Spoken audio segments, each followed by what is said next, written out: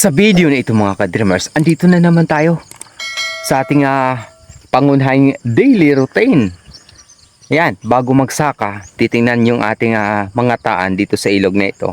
Dahil sa medyo bumaha kahapon, kaya sakto sa ating mga taan para sa higat or kasili at iba pang pangunahing isla dito sa ilog na ito.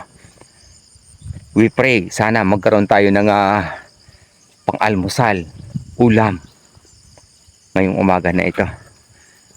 Yan ay nakadepende pa rin tayo sa biyaya at pagpapala ng Diyos na buhay. Dahil sa di naman tayo sigurado kung may kumagat sa ating mga pain. Kaya ito titingnan na natin isa-isa. Unahin natin na tingnan yung sa dakong bukid saka tayo pababa. Dala-dala pa rin natin yung ating asibot. Sakaling mayroon tayong huli, may kumagat sa ating mga pain. So ayan mga ka-dreamers, andito na tayo sa ating unang taan. Ito, walang sinyales na may kumagat sa ating pain na malaking isa. Inubos ng ulang yung ating pain. Tadako tayo doon sa unahan pa.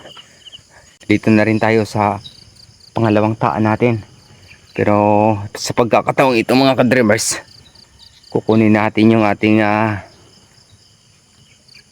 taan para maiunat natin, kasi itong taan na to kinainan ng igat ay nagkabuhol-buhol yung ating nylon. Kaya ngayon kukunin natin to, iunat natin, iligpit lang. Pero dito pa rin, kasi pag magkaroon tayo ng pain mamaya, lalagyan natin uli habang nagsasaka. Nung isang gabi, dahil sa malakas yung ulan, dito ko nagtaan. Kaya lang nakawala yung igat. Pumulupot dun sa mga kahoy na dahil sa kakarating lang po ng baha. Di natin natingnan. Talagang kumawala siya. So pagdating ng umaga ay wala na. Sayang. So andito na tayo sa ibaba mga ka-dreamers. Tingnan na po natin lahat yung ating mga taan dito. Sa awa ng Diyos, wala po tayong blessings na dumarating ngayong araw na ito. Kaya uuwi tayo na dapat pa rin tayo magpasalamat sa Diyos sapagkat biniyayaan po tayo niya ng bagong hininga, bagong kalakasan at maayos na paggising para makapagsimula sa ating gawain sa pagsasaka. Kaya maghanap tayo, maggulay na naman tayo ngayong araw na ito. Dahil sa wala tayong nahuling isda para sa ating pang-almusal at tanghalian. Mag-isa lang ako ngayon dito kasi si Mama busy sa aming kamote crops, nag-harvest siya. 4 na araw na. Kaya sakali, mamaya pagdating ni Mama, baka may dalang isda. Kaya kung baguhan ka pa sa aking YouTube channel, Dreams Visions TV, maaari niyo po akong tulungan sa pamamagitan ng inyong pag-follow at pag-subscribe.